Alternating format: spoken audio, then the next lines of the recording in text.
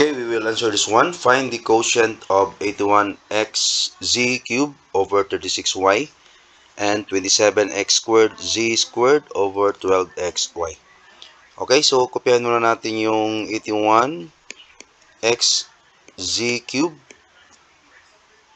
over 36y.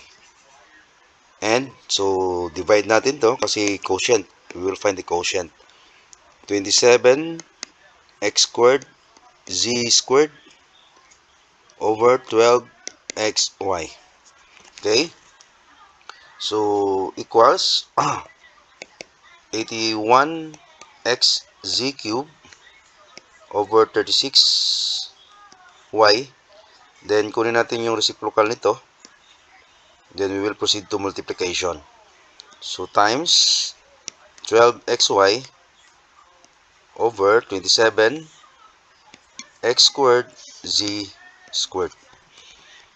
Okay, then equals, kunin natin yung prime factorization or pwede natin i-factor yan. So, prime factorization ng 81, so 9 times 9, so 81, so factor ng 9 is 3 times 3. Diba? Meron pang isang 9, so another 3 times 3.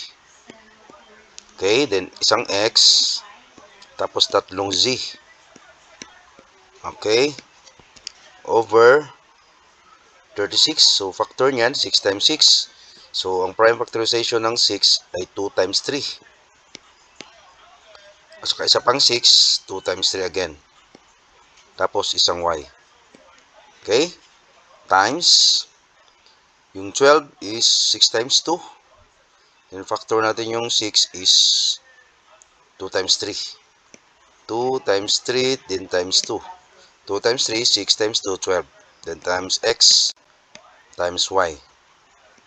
Over, yung 27 naman, 3 times 3, that is 9. Kulang pa ng isang 3 times 3 para magiging 27. Tapos dalawang x.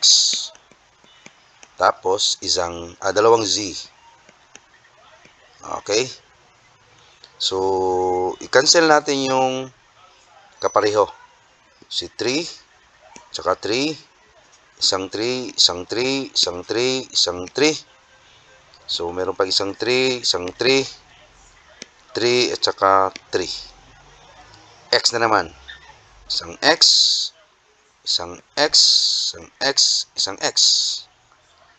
Yung y, isang y, isang y. Yung z, dalawa dito, dalawa dyan.